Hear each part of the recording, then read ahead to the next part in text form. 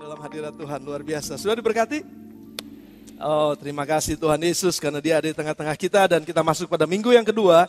Persiapkan hati kita sama-sama untuk belajar firman Tuhan dan setelah itu kita akan ambil bagian dalam perjamuan kudus. Dan pada minggu ini, lanjutan dari minggu yang lalu, dan saya berharap saudara masih ingat khotbah minggu yang lalu.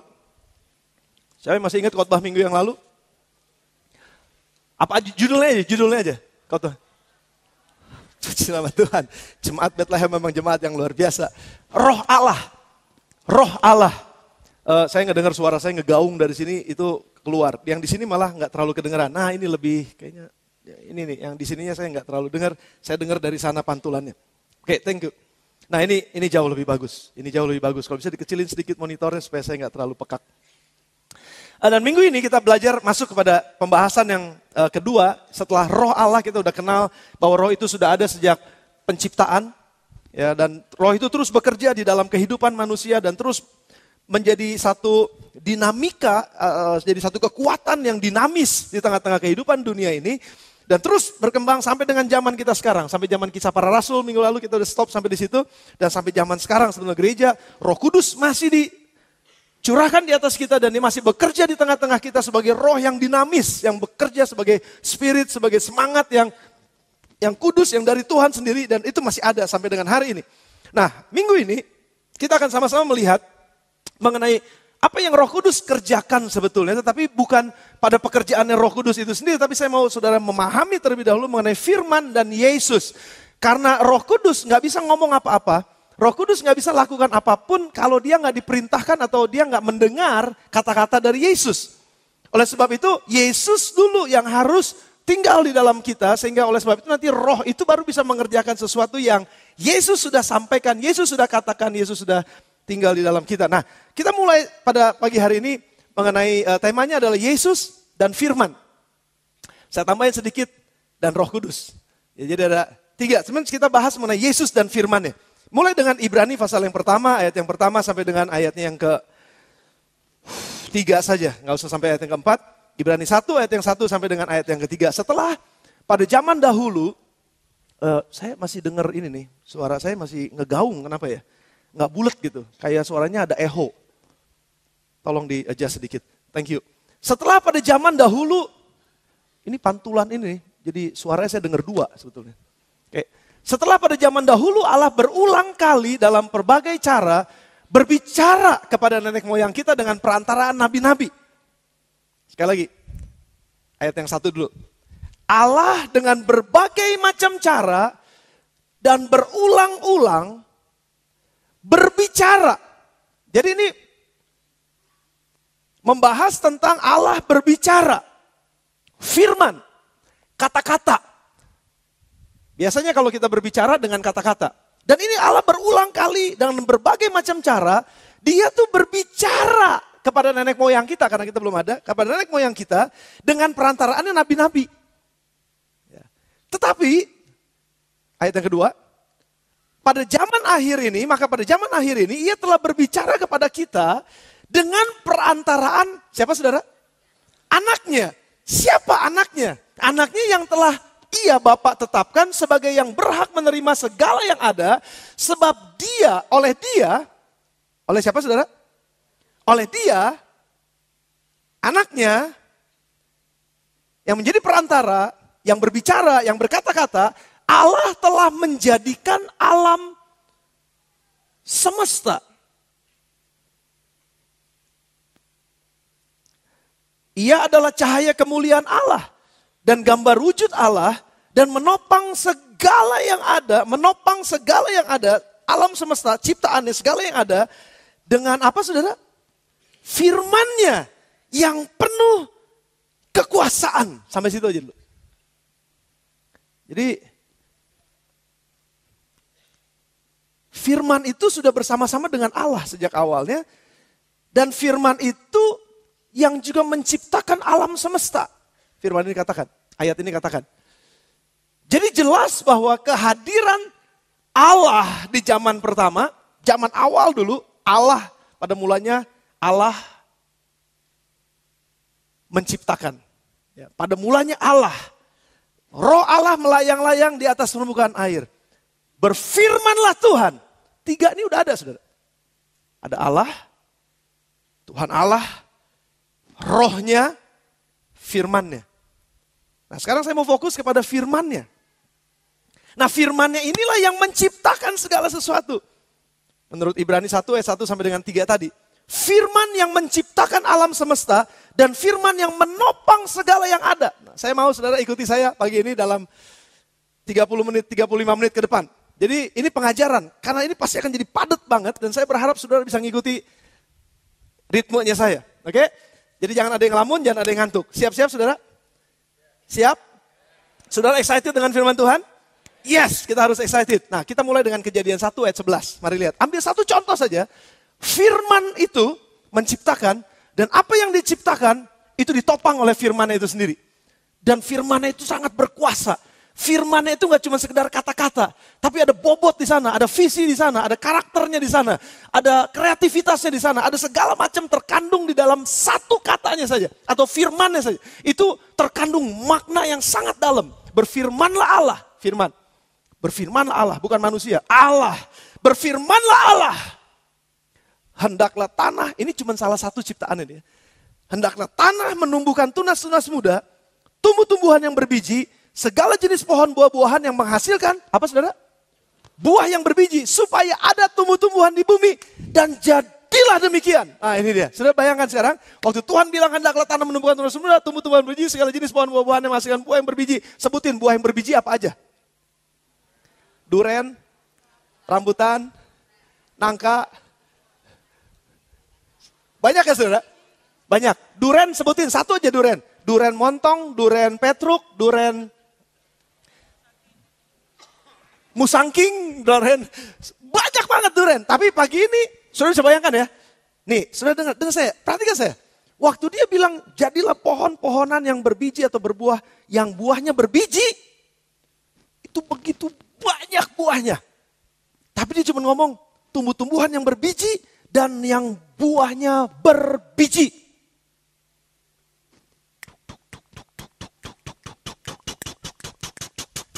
Itu jalan tuh saudara. Dia cuma ngomong yang buahnya berbiji. Satu kata, enggak satu kata, satu kalimat buahnya berbiji. Banyak macamnya. Saya mau kasih lihat dulu kepada saudara, begitu berkuasanya firman ini dan menopang apa yang diciptakan, kita lihat buah mangga. Karena saya doyan mangga. Itu ada dua jenis mangga. Kalau yang kuning itu mangga Bangkok. Karena di Bangkok banyak benar mangganya kuning. Kalau yang hijau harum manis. Kita lihat aja harum manis. Ada mangga golek, ada harum manis, ada Indramayu, ada mangga gedong, ada segala macam. Ini kita ambil cuman satu aja yang berbiji namanya harum manis. Coba lihat. Ada kulitnya. Setelah ada kulitnya ada apa lagi? Coba buka. Buka. Ada pohonnya jelas, ada rindang, ada daunnya, ada buah-buahannya semua. Komplit ya, Tuhan ciptain ini. Cuman ngomong ini, ada pohon yang buahnya berbiji. Kupas, mangga gedong jadinya. Dari harum manis jadi mangga gedong. Buka kulit, ada kulitnya, tapi ada juga dagingnya. Sudah lihat dagingnya, ini yang paling enak. Dan kita menikmati, bisa dijadiin jus, bisa dimakan begitu aja. Tapi ini udah paling sedap. Aduh, siapa yang suka mangga? Kalau beli jangan lupa seorang satu aja bagiin ke gereja. Ya, kita makan buahnya, kita makan dagingnya. Cuman tahu kan saudara, Tuhan gak cuman ciptain buah, tapi di dalam buah itu ada yang namanya kreativitas Allah, visinya Tuhan, bayangannya Tuhan, kepintarannya Tuhan, hikmatnya Tuhan, kepandaiannya Tuhan, pengetahuannya Tuhan, pengertiannya Tuhan. Semua yang Tuhan ada di otaknya, dia gak cuma sembarang buah yang berbiji. Dia gak punya gambaran apa. No, dia udah punya gambarannya. Makanya Tuhan kalau ngomong gak salah-salan. Kalau dia ngomong, apa yang jadi, sudah lihat strukturnya. Coba. Saya bukannya Yohanes Sunardi. Tapi ini paling enggak ini akan menjawab kita bahwa apa yang Tuhan ngomong, itu kandungan di dalam ciptaan hasil dari omongannya, itu kandungannya luar biasa. Ada energi, ada karbohidrat, ada protein, ada lemak, ada serat makanan. Kolesterol, puji Tuhan nggak ada. Kita bebas makan mangga. Tapi hati-hati, ada gulanya di sana. Ada folat, niacin, saya nggak ngerti. Asam pantotenat, vitamin B6, vitamin C, vitamin A, vitamin K, sodium, potasium, ada elektrolitnya, mineral, kalsium, tembaga, besi, magnesium, mangan, seng. Saudara makan mangga sama dengan saudara makan seng. Seng makan mati, makan seng mati. Itu seng ada saudara, itu ada seng di situ. Kita nggak pernah tahu. Di dalamnya ada lagi beta karoten, alpha karoten, kripto, nggak ngerti saudara. Ini hikmatnya yang luar biasa, cuman dia bilang jadilah buah yang berbiji. Dan di dalam buah yang berbiji itu macam-macam bentuknya, macam-macam kandungannya. Hikmat Allah ada di sana, pengetahuan Tuhan ada di sana, kehidupan Tuhan ada di sana. Semua pemulihan, kebaikan, vitamin apa aja buat tubuh kita ada di sana. Dia hanya bilang, jadilah pohon yang berbuah dan buah yang berbiji. Katanya loh saudara, katanya nih firman itu. Belum beres gambarnya. Lihat lagi, ya, lewatin. Daging kulit mangga mengandung bla bla bla bla bla perlindungan tubuh terhadap kanker payudara, usus, prostat. Vitamin A untuk kesehatan mata, vitamin C untuk mencegah infeksi, vitamin D untuk bla bla bla bla bla. Ngontrol detak jantung dan tekanan darah. Khasiatnya mangga. Kita nggak bicara rambutan, kita nggak bicara durian, kita nggak bicara yang lain. Baru mangga, cuman mangga harum manis tok tadi. Begitu powerfulnya kuasa Tuhan. Begitu powerfulnya firman Tuhan. Masa kita nggak mau percaya sama perkataannya?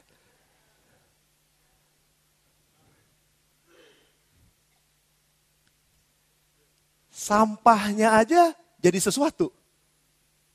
Kan saudara udah ngamak aja, memang paling enak ini ngegrogotin biji. Grogotin, udah beres digrogotin, dibuang kan? Buang tempat sampah. Tapi jangan buang tempat sampah, buang ke tanah. Satu buah memecahkan dirinya di tanah dan menghasilkan satu pohon baru yang menghasilkan ratusan buah yang baru. Ratusan buah yang baru jatuh ke tanah, menghasilkan ratusan pohon yang baru, jutaan buah. Nilai kekekalan ada di dalamnya. Buah mangga gak akan pernah habis selama bumi ini berdiri. Dan mengucap syukurlah yang suka mangga, karena kita gak akan pernah kehabisan mangga. Amin, sudah beri tepuk tangan buat Tuhan kita loh. Begitu powerful kata-katanya. Dia gak cuma ngomong, tapi dia udah punya gambarannya, dia udah punya desainnya, dia udah punya visinya, dia udah mimpinya, dia udah punya semua tentang mangga. Waktu dia ngomong berbuah dan berbuah yang berbiji, jadi dengan semua khasiat buat manusia.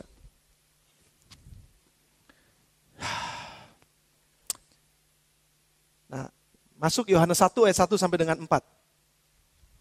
Yohanes 1 ayat 1 dengan 4 sampai 4. Berfirmanlah lagi Allah. Bukan Kejadian 1. Yohanes 1 ayat 1 sampai dengan 4. Pada mulanya adalah firman, kata-kata. Firman itu bersama-sama dengan Allah. Dan firman itu adalah Allah. Oke, terusin. Ayat 2. Ia pada mula-mulanya bersama-sama dengan Allah. Terus. Segala sesuatu termasuk mangga, dijadikan oleh dia, siapa dia? Firman, yang adalah Allah, yang bersama-sama dengan Allah, firman, dijadikan segala sesuatu oleh dia, dan tanpa, siapa? Kita ganti pakai firman ya.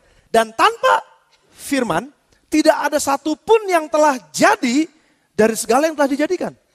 Kalau nggak ada kata-katanya tadi, jadilah buah yang berbiji. Nggak ada mangga. Tapi justru karena dia jadi ada. Siapa? Firman. Jangan ngomong yang lain dulu. Firman. Firman yang adalah Allah. Firman yang pada awalnya, pada mulanya bersama-sama dengan Allah. Ayat yang keempat. Lihat. Dalam dia ada hidup. Dan ini lebih mengerucut lagi. Hidup di dalam firman itu, kata-kata itu adalah terang manusia. Kalau saudara ada dalam kegelapan hari ini, saudara mesti terima firman itu. Saudara akan dibebaskan dari kegelapan saudara karena firman itu adalah terangnya manusia. Oke? Ayat yang ke-12 sekarang, lompat ayat yang ke-12. Terus. Nah ini dia. Tetapi semua orang yang menerimanya. Menerima siapa? Menerima siapa? Firman. Tetapi semua orang yang menerimanya diberinya kuasa supaya menjadi anak-anak Allah, menerima firman. Yaitu mereka yang percaya di dalam namanya. Rupanya firman itu punya nama. Makanya di dalam ayat yang ke-14 kalau saudara lihat, coba lihat. Firman itu yang tadi menciptakan manggah tadi, salah satunya. Firman yang menciptakan alam semesta, kata-kata yang keluar dari mulut Allah yang menciptakan, saudara saya belum bicara mengenai batu. Batu itu udah akik sekarang lagi rame nih. Batu akik, batu apa, batu nini, aki, segala macam banyak. Itu belum bicara mengenai lapisan-lapisannya. Tapi Tuhan jadikan itu semua dengan firman-Nya. Dan firman itulah, ini dia, firman itu telah menjadi manusia. Dan diam di antara kita, kata Yohanes. Because we are one of his disciples. Kita adalah salah satu dari murid-muridnya nih.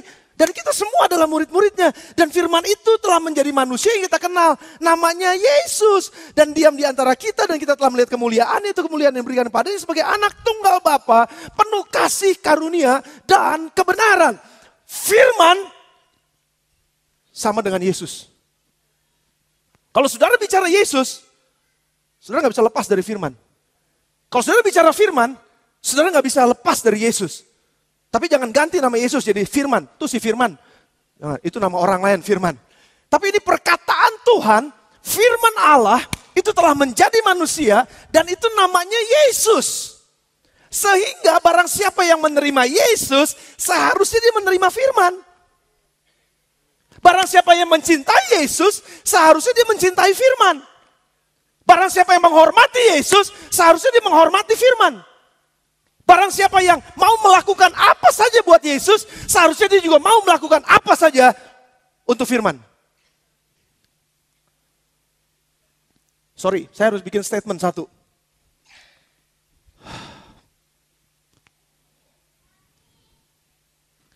Orang yang mencintai Yesus tapi nggak mau dengar firman, menolak firman, ngelawan firman, berontak terhadap firman, dia adalah penyembah berhala.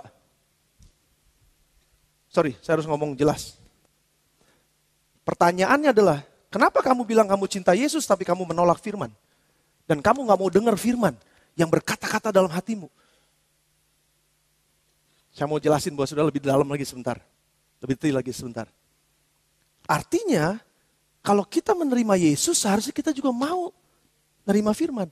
Kalau kita taat sama Yesus, seharusnya kita juga taat sama firman. Kenapa saya bilang penyembah berhala? Siapa Yesusnya yang kamu sembah? Siapa Yesus itu yang kamu cintai? Sementara dia adalah firman. Dan waktu kamu gak lakukan apa yang dia mau, kamu gak lagi mencintai dia dan kamu lagi gak menghormati dia. Jangan-jangan ada banyak orang Kristen menyembah cinta Yesus, ternyata Yesusnya cuma Yesus yang ada di potret. Jangan-jangan bayangan yang ada di kepalanya adalah Yesus yang jenggotan, yang rambutnya gondrong. Sorry. Penyembah berhala, saudara. Karena foto itu gak punya kepribadian. Foto itu gak punya kuasa. Foto itu gak punya, apalagi patung. Sorry. Oh ini patung Yesus, kita sembah patung Yesus supaya ada gambarannya. No! Dia firman. Kalau engkau menghormati dia, hormati firman. Karena dia adalah firman. Kalau engkau mencintai dia, cintai firman. Kalau engkau mau taat sama dia, taati firman. That's it. Karena dia adalah firman yang menjadi manusia.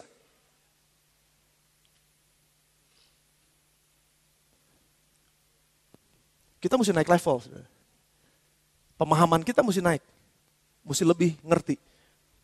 Bahwa Yesus itu bukan cuma sekedar hayalan. Atau seperti, ya oke lah seperti orang saya ngebayangin gitu dia berdiri di sini, dia berdiri di sini. No, dia tuh kata-kata. Kata-kata Allah. Dia tuh firman Allah. Dan firmannya udah dikasih sama kita. Saya gak bilang bahwa ini Yesus, enggak. Ini Alkitab. Tapi semua kebenaran, semua ide-idenya, semua pemikirannya, semua perasaannya, semua ada di sini. Dan waktu kita terima Yesus sebagai Tuhan dan Juru Selamat, kita bukannya terima gambaran orang yang rambutnya gondrong dengan jenggot yang panjang itu masuk dalam kita. Kita embrace firman-Nya. Kita embrace kebenarannya. Kita rangkul itu, kita peluk itu, kita cinta itu, kita lakukan itu.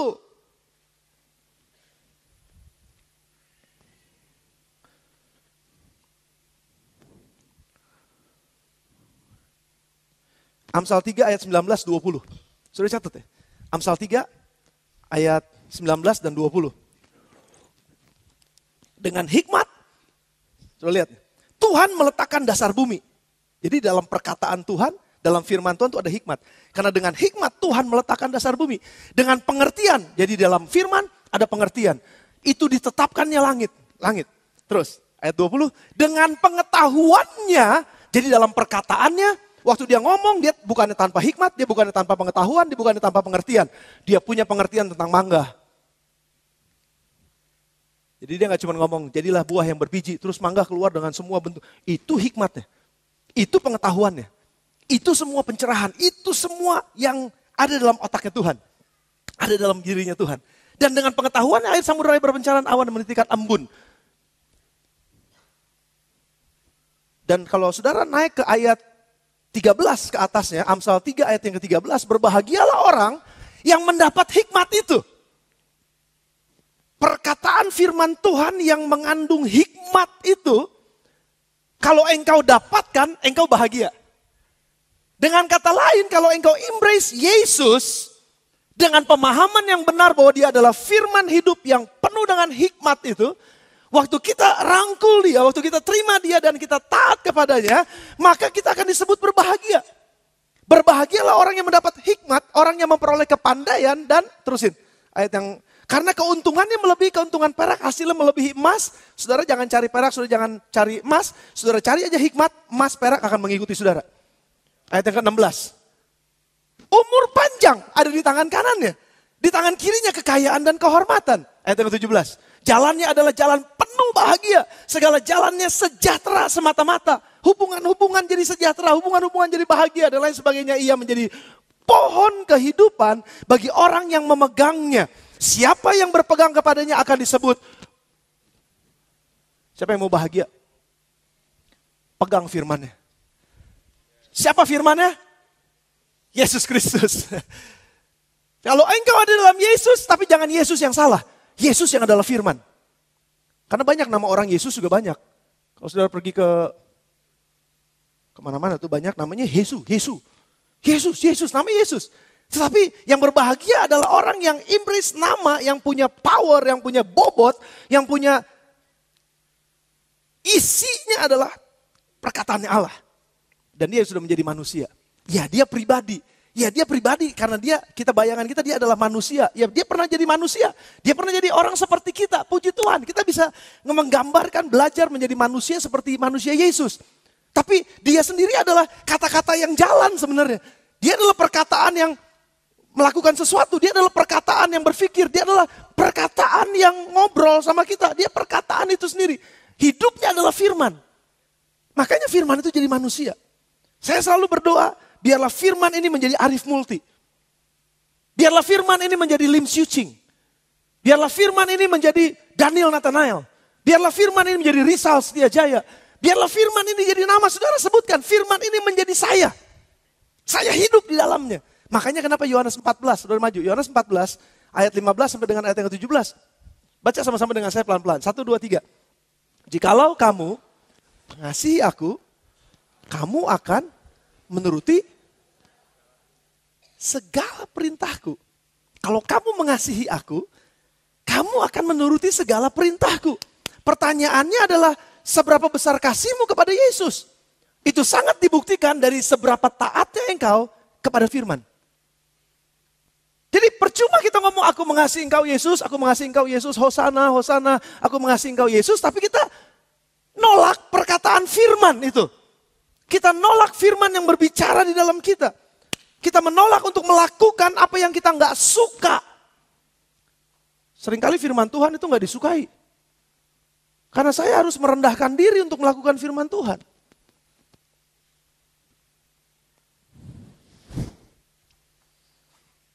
Buka dulu. Yohanes 15 ayat 5 sampai 8. Yohanes 15 ayat 5 sampai dengan 8. Tadi Yohanes 14 ayat 15 sampai dengan 17, saudara catat aja ya. Nanti saya akan kembali ke sana. Yohanes 15 ayat 5 sampai 8 bilang begini, akulah pokok anggur. Siapa akulah? Siapa aku ini? Yesus. Yesus itu adalah firman. Jadi Yesus bilang, akulah pokok anggur dan kamulah ranting-rantingnya. Barang siapa, perhatikan, tinggal di dalam aku, nempel di dalam aku, dan aku di dalam dia. Jadi Tuhan bilang, barang siapa yang tinggal di dalam aku, dan aku di dalam dia, berarti kan ini tinggal bareng-bareng jadi nyatu kan saudara? Ia berbuah banyak. Sebab di luar aku kamu tidak dapat berbuat apa-apa. Ini yang lebih hebat lagi, terusin. Ayat 7. Jikalau kamu tinggal di dalam aku, dan Yesus memperjelas, bukannya aku di dalam kamu, tapi apa? Firmanku. Firmanku di dalam kamu, mintalah apa saja yang kamu kehendaki dan kamu akan menerimanya. Ini diteguhkan oleh kesaksian Yakobus, doa orang benar, bila dengan yakin didoakan, sangat besar kuasanya. Minta apa aja yang kamu mau. Waktu dia ngomong, kayak Mangga tadi ya sudah pikirin. Saya cuma ngebayangin gini saudara. Ingat waktu ada satu orang perwira yang datang sama Yesus, guru tolong sembuhin anak buah saya. Ada di rumah sakit parah luar biasa. Lalu Yesus bilang, oke, aku akan ke rumahmu. Nggak usah guru, nggak usah. Aku nih seorang prajurit. Aku tahu otoritas. Jadi kalau engkau katakan satu kata aja, sembuh. Dia akan sembuh. Nggak perlu datang ke rumah, ngomong aja satu aja sembuh, dia akan sembuh. Karena perkataanmu itu perkataan yang penuh dengan kuasa. Saya cuma bayangin kalau ada yang sakit pagi ini, di tempat ini dan saudara dengar firman ini dan saudara percaya betul dalam hati saudara, bahwa kalau Yesus mengatakan oleh bilur-bilurku, kamu sembuh. Dan kata sembuh itu langsung bergerak di dalam bagian yang sakit dari saudara. Bagian kepala saudara yang saat ini sedang migran mungkin. Dan saudara percaya bilur-bilur yang menyembuhkan aku. Waktu saudara benar karena saudara tinggal di dalam Yesus. Dan saudara percaya kepadanya. Sungguh-sungguh saudara mau taat sama dia. Kasih karunia Tuhan turun buat kita. Seperti Mangga tadi. Cuman kata sembuh aja. Itu semua langsung pemulihan saudara. Yang kita gak pernah bayangkan sebelumnya. Tuhan akan menyentuh saudara. Tuhan akan sembuhin saudara. Tuhan akan pulihin hubungan saudara. Tapi pertanyaannya adalah apakah kita mau tinggal di dalam dia? Percaya, itu imannya. Percaya di dalam dia. Dan Yohanes bilang, tinggal di dalam aku dan firmanku tinggal di dalam kamu. Firmannya. Nah yang jadi masalahnya begini saudara. Orang Kristen itu mencintai Yesus tapi banyak yang menolak firman. Banyak orang Kristen mencintai Yesus tapi menolak firman. Apa contohnya? Contohnya udah paling banyak sebenarnya, gampang. Siapa yang kita dengar? Waktu kita marah, waktu kita tersinggung. Waktu ada konflik hubungan suami istri, hubungan dengan anak, hubungan dengan teman sekerja gitu. Waktu konflik, mungkin kita nggak lakukan apa-apa, mungkin kita diem gitu, mungkin kita diem. Tapi siapa yang ngomong sementara kita diem? Cuma ada 4 sumber suara, 4 sumber hikmat. Saya pernah khotbahin buat saudara beberapa bulan yang lalu. Yang pertama hikmat dari atas, yang kedua hikmat dunia, yang ketiga adalah hikmat daging manusia, dan yang nafsu, yang keempat adalah hikmat dari setan. Jadi ada suara dari atas, suara dari dunia, itu yang dibilang logika. Logis dong, kalau saya ditempeleng, saya balik tempeleng. Logis kan? Logis, itu dunia hikmatnya. Dan yang ketiga adalah hikmat daging manusia, perkataan daging. Daging ini nggak mau disakitin. Begitu daging ini disakitin, cenderungannya adalah balas. Lebih lagi, balas lagi, lebih lagi. Emangnya cuma lu yang bisa balas daging. Nah, saya nggak perlu jelasin lagi karena saudara udah dengar firman itu. Dan yang keempat adalah suara setan. Makanya sering kali gini saudara, banyak orang Kristen cinta Yesus, tetapi menolak firman. Pada saat ada konflik, hubungan misalnya konflik, yang paling gampang aja, hubungan suami istri aja. Coba dah kalau lagi hubungan suami, maksudnya kalau lagi saudara konflik sama pasangan saudara, sama istri saudara, sama suami saudara. Coba kalau saudara misalnya tersinggung gitu dengan perkataannya. Saudara gak suka dia ngomong seperti itu misalnya. Terus yang terjadi adalah saudara diam. Kita diam bisa. Satu kali saya pernah konflik sama istri. Ngomong-ngomong kami semua diem. Ya ini yang saya pelajari sudah. Waktu saya diem, saya marah, memang gak sampai pakai hikmat setan. Gampar, tendang, buak, kubur sama gue. Gitu enggak. Enggak lah kan, saya gak sampai begitu kan. Gak sampai pakai hikmat setan, suara setan enggak. Tapi suara daging. Suara daging ini bilang begini. Emangnya lu aja yang bisa ngambek? Gue juga bisa ngambek kok. Emang cuma lu aja yang bisa diem? Saya yakin setiap kita pernah ngalamin ini kok. Masa cuma saya aja? Bohong kali. Jujur ya, kita semua pernah ngalamin ini kan. Dan siapa yang ngomong di dalam pikiran hati kita sementara kita diem? Siapa yang ngomong? Dan apa perkataannya? Coba saudara nilai. Biasanya begini perkataannya. Kalau lagi marah, kecewa, tersinggung, tekanan, biasanya begini. Kalau bukan dari firman Tuhan ya. Kalau suara yang lain yang bukan dari Tuhan, suara dunia, suara daging, suara setan apalagi, itu paling bahaya. Dia bilang gini, memang dasar nih orang. Dia dari dulu juga gak tahu diri. Di dalam nih. Ini saya coba mengerti pikiran saudara. Saya lagi coba merangkum pikiran kita semua. Liatin loh. Gue gak tanya seminggu. Gue gak akan senyum. Gue gak akan ngomong. Dan dalam hati ini gini, ngejelek-jelekin. Memang udah dasar kepala botak lagi. Jelek udah makin tua, makin jadi. Benar gak saudara? Dan terus makian itu keluar dan suara itu ngomong terus. Diizinkan gak suara itu ngomong? Biasanya diizinkan karena lagi kebawa emosi. Negatif emosinya. Betul gak saudara? Terima kasih buat kejujuran saudara. Betul, memang begitu saudara. Dan akhirnya yang paling rusak adalah begini. Ngatur strategi gimana caranya supaya dia jerak. Supaya dia kapok. Dan memang kita gak akan bilang sama dia. Tapi sama orang lain. Atau siapa aja. Siapa ya? Di kantor saudara. Di tempat dagang saudara. Di rumah saudara. Di mana aja. Kita membuat strategi dan strategi itu yang ngomong siapa? Liatin ntar malam gue masukin ular di bawah bantalnya gitu. Siapa itu? Lihat lu, gak lama lagi juga. Pokoknya kalender lu tinggal satu. Kalender lu tinggal satu. Tahun depan udah gak ada kalender buat lu. Artinya mati aja lu gitu. Sudah ngerti maksud saya? Sorry ya, ini bukannya saya begitu. Saya gak begitu. Jelas saya gak begitu. Istri saya tahu saya. Saya gak jelas gitu. Tapi ini adalah rangkuman dari manusia. Yang berbicara dalam dirinya sementara dia kecewa, sementara dia marah. Penghakiman, ngejelek-jelekin orang, banding-bandingin orang. Dan pada akhirnya gak aneh kan. Kalau tiba-tiba aja, waktu saudara ngomong sesuatu dengan seorang yang punya konflik dengan saudara, dan saudara udah banyak ngomong di dalam hati saudara tentang jelek tentang orang itu, kalau begitu ketemu sama orang itu, begitu dia ngomong sedikit aja, nada kita langsung tinggi. Kok tiba-tiba bisa marah?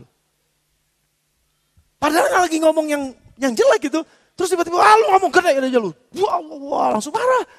Kenapa? Karena udah ngomong banyak di dalamnya, sementara berdiam diri di situ. Karena waktu berdiam diri itu, dia nggak tinggal di dalam firman.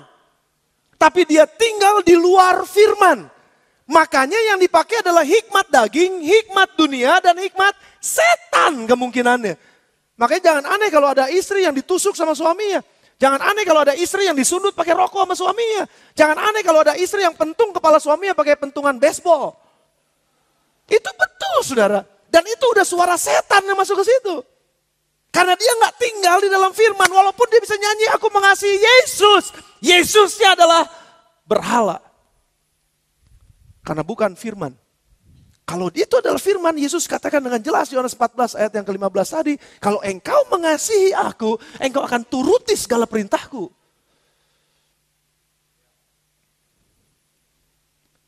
Nah, Yohanes 14 ayat 23, coba kita masuk. Yohanes 14 ayat yang ke-23. Jawab Yesus, jika seorang mengasihi aku, kata Yesus yang adalah firman nih, ia akan menuruti firmanku. Nah, saudara perhatikan nih, lihat saya sebentar sambil lihat ke atas. Jangan lihat Alkitab sudah yang di bawah, lihat di Alkitab di atas dan sambil lihat saya. Jadi matanya gini-gini aja ya. Oke, jika seorang mengasihi aku, kata Yesus, Mas, sebentar Mas. Ini Yesus, firman.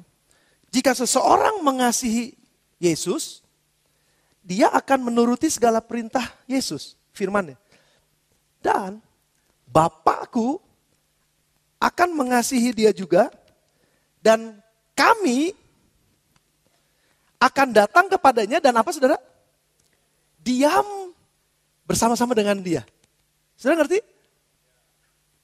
Bapa dan Yesus yang adalah firman ini akan diam di dalam seorang yang mengasihi Yesus dan menuruti perintahnya. Dan kalau kamu diam di dalam dia, mintalah. Dan firman tinggal di dalam kamu, mintalah apa saja yang kamu minta. Maka kamu akan dijawab. Mas, thank you. Thomas namanya, bukannya Mas. Tapi dia namanya Thomas. Jika seseorang mengasihi aku, ia akan menuruti perintahku dan Bapakku akan mengasihi dia. Dan kami, Yesus dan Bapa, akan datang kepadanya dan diam bersama-sama dengan dia. Jadi sekarang gini, di dalam kita yang mengasihi Yesus dan yang mentaati perintahnya, Bapa dan Yesus diam di sini. Betul gak? Berarti dalam kita udah ada Bapa. Di dalam kita udah ada Yesus. Karena Yesus udah firman kan dalam kita. Tetapi ayat yang ke-24, sudah lihat. Barang siapa tidak mengasihi aku, ia tidak menuruti perintahku. Sebenarnya ini perkataan yang dibalik-balik. Karena kamu gak mengasihi aku, kamu gak ngikuti perintahku. Karena kamu gak ngikutin perintahku, itu bukti bahwa kamu memang gak mengasihi aku. Dan firman yang kamu dengar itu sebenarnya bukan daripadaku, kata Yesus. Tapi aku dengar dari Bapa loh. Berarti pada saat kamu tolak firman itu, kamu bukan cuma nolak aku, kamu nolak Bapa. Makanya Bapa dan aku gak akan tinggal di dalam kamu. Saudara, hidup kita jadi belangsak kalau Bapa sama Yesus gak ada di dalam kita loh. Rusak hidup kita. Ngaco hidup kita, betul apa enggak saudara?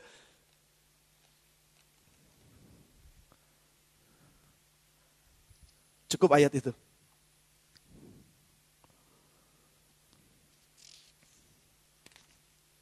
Siapa yang mencintai Yesus?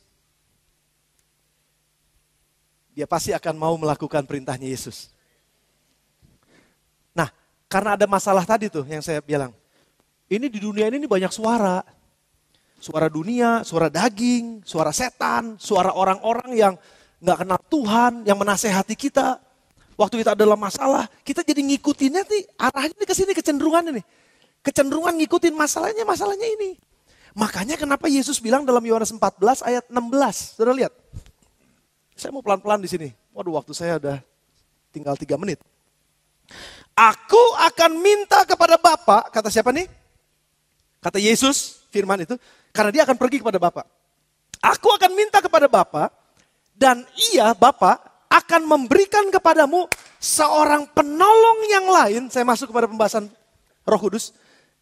Akan memberikan seorang penolong yang lain supaya ia menyertai kamu selama-lamanya. Amin saudara. Yes, ayat yang ke-17. Yaitu roh kebenaran. Mau hidup benar? Perlu roh kebenaran. Dunia tidak dapat menerima dia karena dunia tidak melihat dia dan tidak mengenal dia. Tetapi kamu mengenal dia. Lihat. Sebab ia menyertai kamu dan ia akan diam di dalam kamu.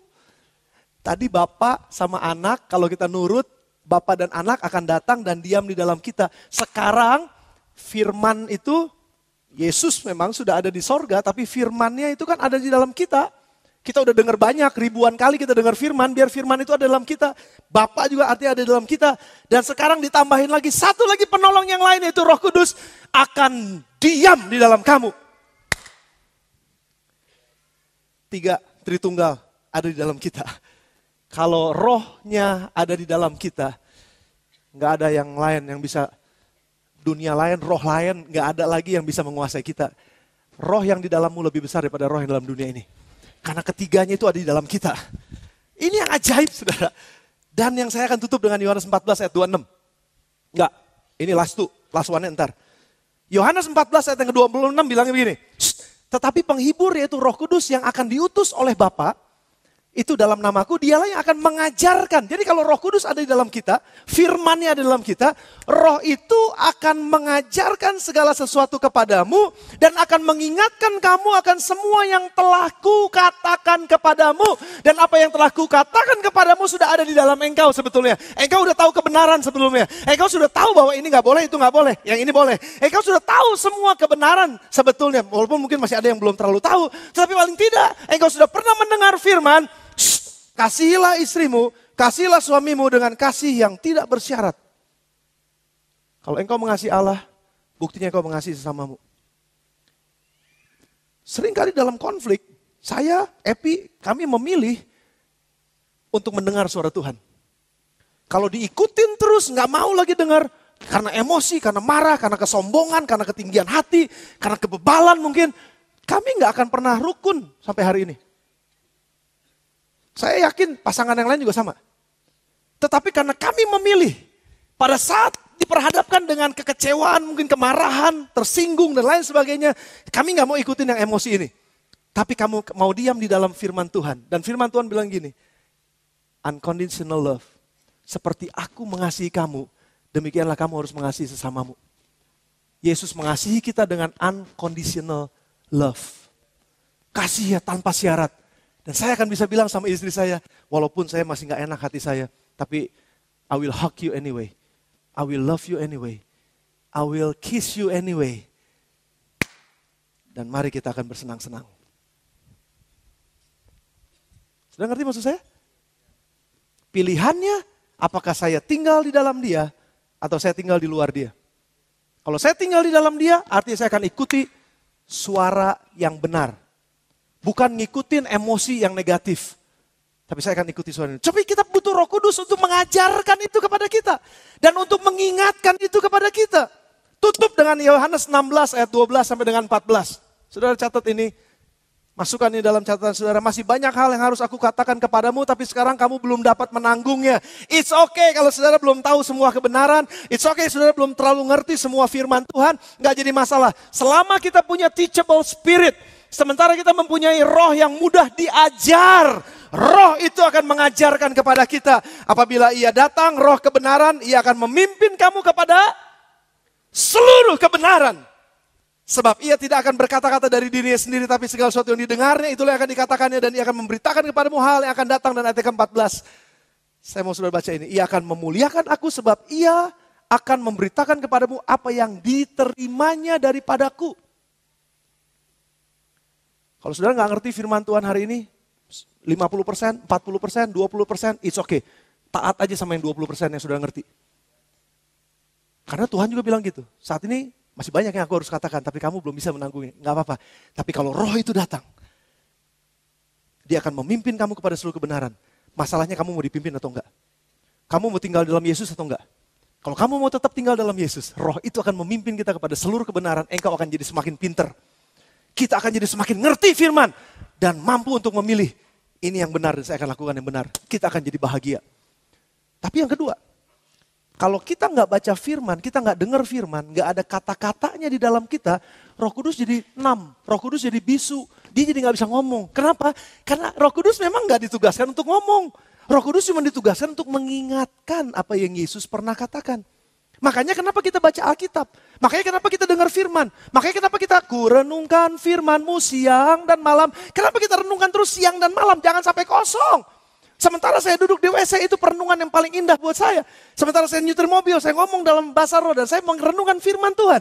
Apa yang saya baca hari ini saya coba renungkan, saya coba kunyah. Seberapa persen pun yang saya mengerti itu saya coba taati. Dan pada saat itulah Roh Kudus, begitu saya membutuhkan jawaban dari Tuhan.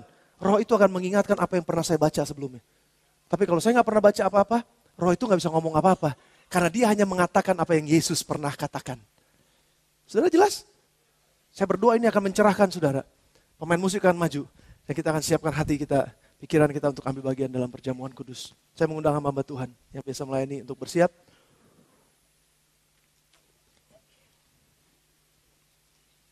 Seberapa besar cinta kita kepada firman Tuhan, itu menunjukkan seberapa besar cinta kita kepada Yesus. Oh haleluya.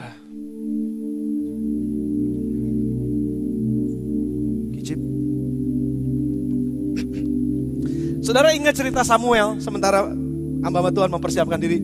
Saudara ikut cerita Samuel ya, dalam 1 Samuel. Kalau saudara baca dalam 1 Samuel, saya lupa 1 Samuel 3, ayat 19 dan seterusnya. Itu dikatakan gini, Samuel semakin hari semakin bertumbuh, dia semakin dewasa. Dan dengar saudara, dengar. Tidak ada satupun firman Tuhan yang dibiarkannya gugur. Kenapa Samuel jadi semakin tajam, semakin berhikmat, semakin luar biasa, hidupnya semakin berkembang? Karena tidak ada satupun dari firman Tuhan yang dibiarkannya gugur. Saya berdoa pada pagi hari ini, kita akan ambil perjamuan kudus sambil berkomitmen. Apakah betul kita mengasihi Tuhan? Kalau saudara bilang, enggak, aku nggak mau terima firman, saya encourage saudara untuk tidak terima perjamuan. Kalau saudara bilang begini, udah saya nggak mau saya tetap mau ikutin diri saya sendiri. Saya anjurkan saudara, mungkin saudara belum siap untuk ambil bagian dalam perjamuan. Jadi nggak usah ambil perjamuan, nggak jadi masalah. Tapi kalau saudara mau komitmen pagi ini dan katakan, Tuhan, aku cinta Yesus. Namun aku juga mau lakukan perintah-Mu, karena Engkau adalah firman itu sendiri. Dan aku mau hidup di dalamnya. Roh Kudus tolong aku walaupun banyak gak ngerti Tuhan. Tapi aku tahu Engkau akan pimpin aku kepada seluruh kebenaran itu. Karena itu tugasnya Roh Kudus. Aku minta biar firman hidup di dalamku, Bapa hidup di dalamku, dan Roh itu diam di dalam aku. Dan aku hidup bersama-sama dengan ketiga yang Esa ini. Bersama ketiga yang Esa ini di dalam hidupku. Kalau saudara mau tundukkan kepala saudara sebentar saja sebelum kita akan ambil bagian dalam perjamuan kudus. Aku mengasihi Engkau Yesus dengan segenap hatiku. Aku mengasihi Engkau Yesus dengan segenap jiwaku. Stop dulu sampai sini, stop dulu sebentar. Tundukkan kepala saudara, tutup mata saudara. Betul gak lagu ini saudara nyanyikan dengan doa, sebagai doa saudara dan kesungguhan saudara dalam kebenaran? Betul gak saudara cinta Yesus? Atau saudara cuma cinta gambar Yesus yang ada dalam pikiran saudara? Saya betul-betul mau tantang kita pagi ini. Ini jadi challenge buat kita. Kalau betul saya mengasihi Yesus, artinya saya mengasihi firman. Dan biar cinta akan firman, sementara engkau ambil komitmen ini, cinta akan firman akan merambah hatimu pada pagi hari ini. Akan menghampiri engkau pada pagi hari ini. Dan engkau akan dirangkul oleh kebenaran itu. Dan engkau akan dipeluk oleh firman itu. Dan komitmen kita kepada Tuhan pagi ini, kita akan seal, kita akan materaikan dengan mengambil bagian dalam perjamuan kudus.